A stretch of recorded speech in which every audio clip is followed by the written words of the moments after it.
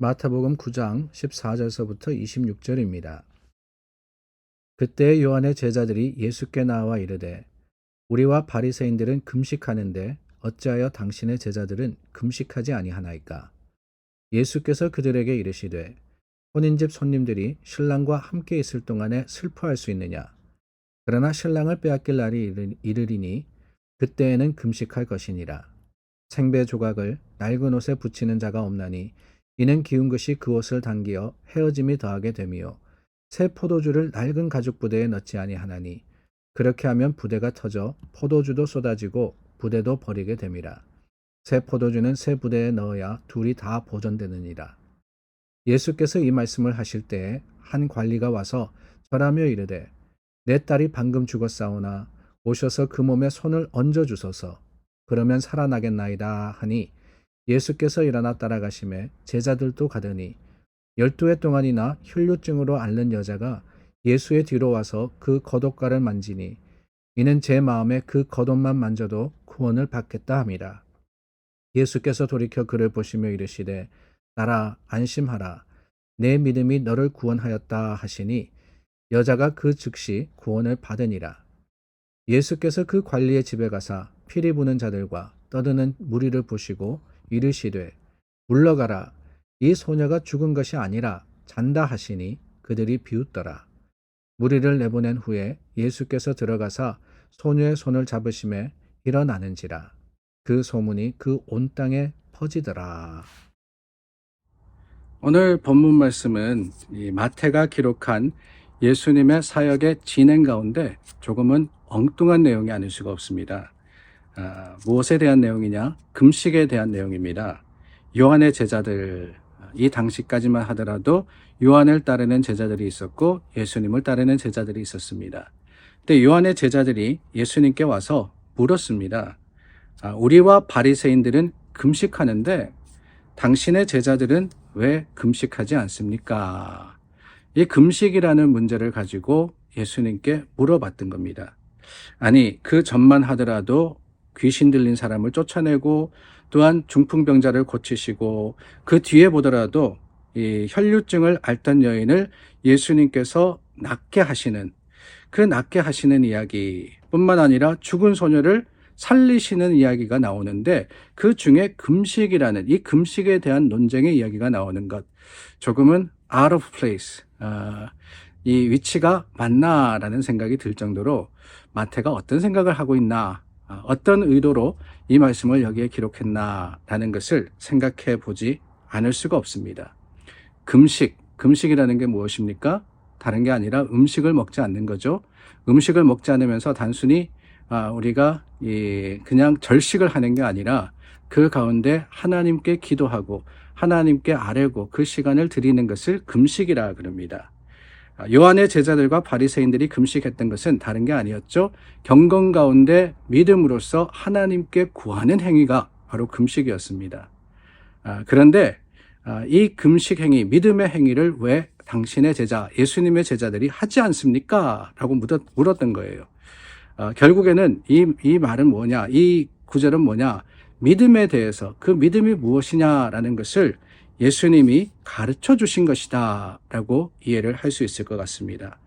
예수님께서 이 금식의 문제에 대해서 대답을 하는데 그 대답도 마찬가지입니다. 간단하게 이야기하면은 예수님이 지금 너희들 가운데 있을 때, 예수님이 그곳에 계실 때는 금식할 때가 아니라는 거예요.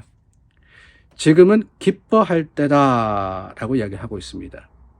금식할 때가 온다. 금식이라는 것, 내가 내 욕심과 또한 나의 먹는 것을 금하면서 하나님께 나아가는 것, 고통 가운데, 아픔 가운데 나아가는 것, 어쩌면 스스로 참 어려운 가운데 하나님을 찾는 그때가 오지만은 지금은 뭐냐? 지금은 예수님이 표현하시기를 신랑과 신부가 결혼하는 날인데 혼인집 손님들이 신랑과 함께 있는데 어떻게 슬퍼할 수 있느냐라고 하시는 거예요.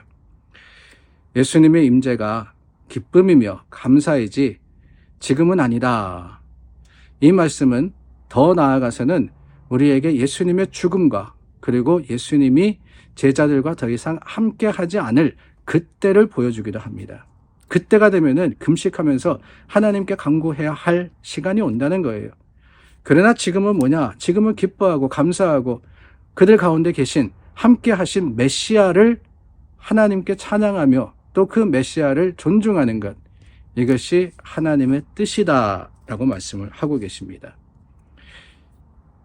이 시기 영적인 깨어남과 깨달음이 없으면 문제가 생기는 거예요. 뒤에 나오는 생배 조각, 새 포도주 이런 이야기는 다 그렇습니다. 영적인 분별력이 있어야 된다는 거예요. 지금 해야 하는 것이 무엇이냐, 바른 것이 무엇이냐, 하나님의 말씀이 가르치는 그 뜻과 계획이 어떤 것이냐라는 것을 우리가 알지 못할 때 아무리 열심히 하고 수고한다 할지라도 오히려 더 큰 어려움과 문제를 일으키게 되는 겁니다. 그러고 보면 그렇습니다. 교회 문제는요, 열심 없는 사람으로부터 시작되지 않아요. 교회의 어려움과 여러 가지 문제들은 열심 때문에 생기는 겁니다. 열심히 금식하고 열심히 기도하기 때문에, 그러다 보면은 어느 순간에 내 생각과 내 판단이 마치 하나님의 것인 줄 착각하더라는 거예요. 그 착각이 열심과 만나면 무섭습니다. 여러분, 착각이 열심과 만나면요 엄청난 폭발력을 가져요. 누가 뭐라 그래도 내 말이 옳다, 그것을 고집하게 되고, 고집하다 보면은 부딪히게 되고, 부딪히다 보면은 분열되는 것이 우리네 모습입니다.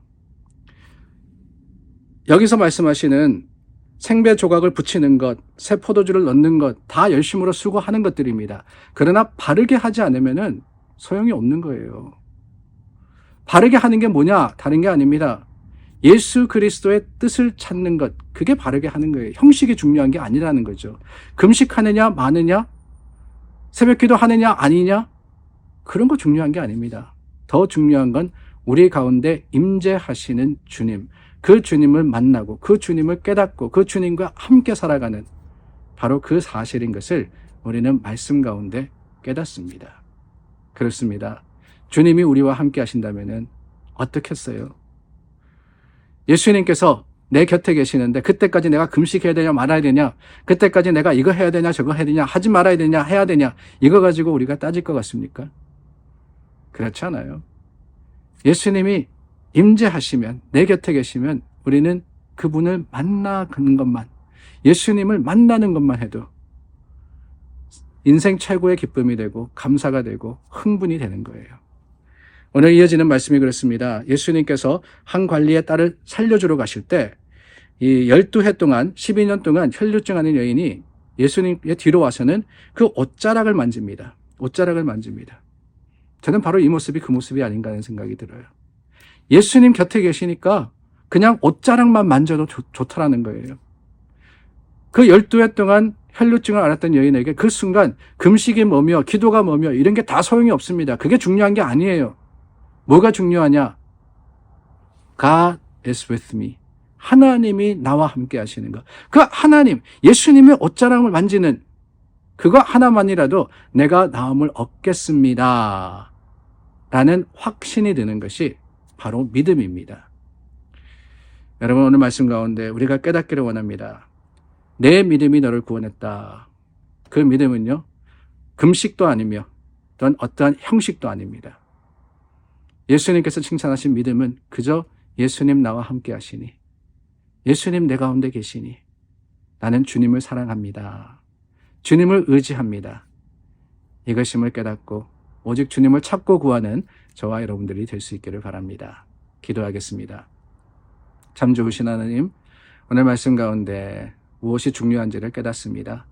주님, 형식보다는 본질을 찾아 주님을 사랑하며 또 하나님의 교회를 참 사모하는 우리 주님의 백성들이 다 되게 하여 주시옵소서.